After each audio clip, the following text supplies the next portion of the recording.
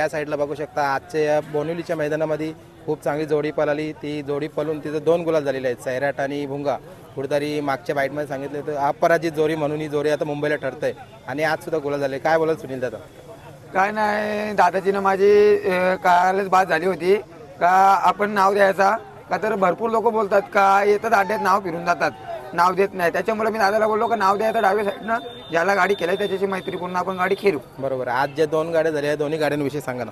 दोन्ही गाड्या काय आपल्या शेलूवाल्यांनी दादाचं नाव होतं, दादांवर फिरवला. ते पण आपली मैत्री संबंध चांगले आहेत. आणि कानादाबद्दल बोलू तेवढा कमी आहेत का, तर त्या मेरबनमध्ये सैराट पाळलेला पण आहे. बरोबर. आणि कुठेतरी बघा आज मुंबई बिंजोर म्हटली ना, कुठेतरी या जोडीची कायम चर्चा चालू असतो, सोशल मीडिया असो किंवा घरोघरी असो किंवा काही ठिकाणी असो, की हीच जोडी पळते, ही जोडी फुटत का नाही, असं चर्चा चालू आहे. काय बोला दादा? कसं असतं माहिती का, गाडी गुलालातली आहे त्याची मुलं कोण फोडत नाही. आणि तिला A1 जोडी पब्लिकनी नाव दिलेलं काय, आम्ही स्वतःहून नाव नाही दिलेलं आहे, त्याला फॅन फॉलोइंगनी त्यांचे नाव दिलेले आहे. बरोबर. कुठेतरी एक मोठा चाहता वर्ग आता या जोडीचं झालाय. काय बोला?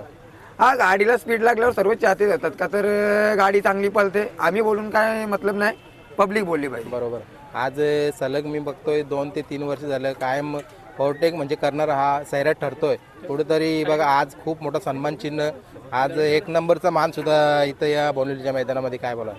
काय नाही, आमचे म्हणजे एकदम मैत्रीची गाडी झालेली आहेत आणि काय आमचं कधी जल्लोष नसतं, त्याच्यामुळे काय नाही, आमचं नॉर्मली आहे. बरोबर. ज्या 2 गाड्या पळवल्या मला वाटतं पंकजनीच पळवल्या असतील. काय बोला? ना, आमचा पंकज पण आमचा घरचा ड्रायव्हर आहे आणि कुणालनी पळवली गाडी.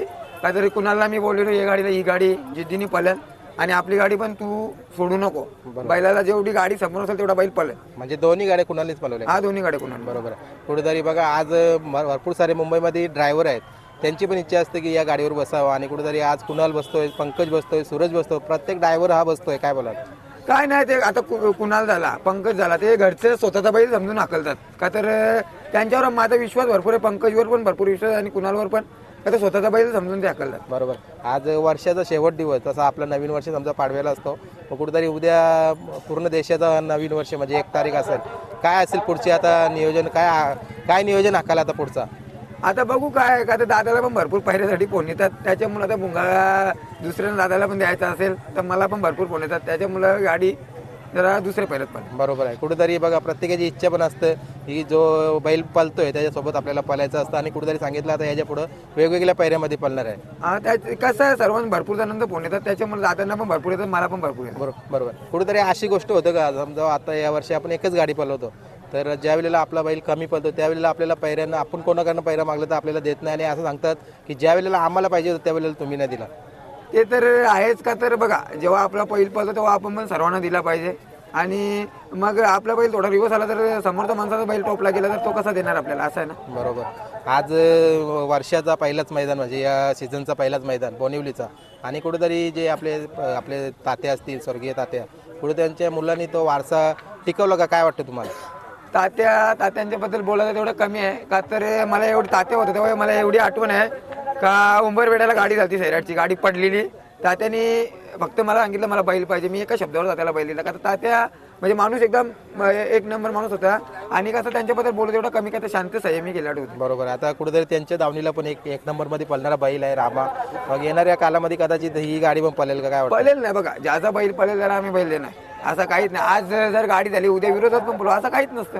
बैलगाडी क्षेत्र आहे बघा, आमचं कसं असतं, आज इथे गाडी झाली आम्ही आजचा विषय इथे सोडून देतो, आम्ही पुढच्या नियोजनाच्या मागे लागतो. बरोबर. आता काय असेल पुढचं नियोजन, कारण कुठेतरी बघा प्रत्येकाची इच्छा असते ते पैऱ्यामध्ये पळायची. आता तुम्ही तर सांगितलं की येणाऱ्या काळा सीझनमध्ये अजून वेगवेगळ्या पैऱ्यामध्ये पळेल, तर असं नियोजन काय आखाल तुम्ही? आता काय बोला? आता बघू कसं, आता घरी गेल्यावर सर्व पोरांचा विचार घेऊ, काय पोरं बोलतात त्याच्यानुसार करू आम्ही. बरोबर. कुठेतरी आज अनिल दादा पण मला वाटतं खूप कमी मैदानं असतात ते सुद्धा होते, आणि समालोचकांना पण कुठेतरी मोठी रक्कम आणि कुठेतरी ड्रायव्हरांना पण म्हणजे आनंद बघा आजचा. काय बोला?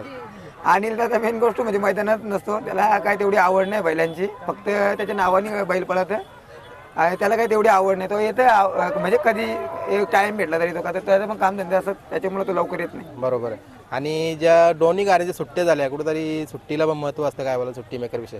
सुट्टी मेकर माझा हरी दादा, म्हणजे त्याच्याबद्दल बोलेन तेवढा कमी आहे का, तर मला तो म्हणजे मी एक फोन केला ना त्याला का, तो पुण्याला जॉबला जात होतो, पुण्यावरनं मुंबईवरनं सर्व इकडे एक फोनवर सैराटला सोडायला येतो. आणि तो असला का मला काय टेन्शन नाही, मी डायरेक्ट इकडे येतो, पुढे येतो. तो असला ना मला काय टेन्शन, मला म्हणजे दुसरा सुट्टी मी करायला का माझ्या मनाला थोडी भीती वाटते का तर कसा सोडतो का तर सैराटला हँडल करणारा मी तर म्हणजे आर्यदादाला हे नाही करत, पण आर्यदासारखं आर्यदा नसलं तर सैराट सुटायला भरपूर मस्ती करतो. बरोबर आहे. आर्यदाच्या हातावर बसलेला पहिले. बरोबर. आता बोनिवली मैदान म्हटलं की नक्कीच काही ना काही सन्मान चिन्ह किंवा काहीतरी त्यांचं नियोजन असतं आणि आज मिलिंद शेठ पाटील यांच्या वाढदिवसानिमित्त खूप साऱ्या बक्षिसं होत्या, काय बोलाल?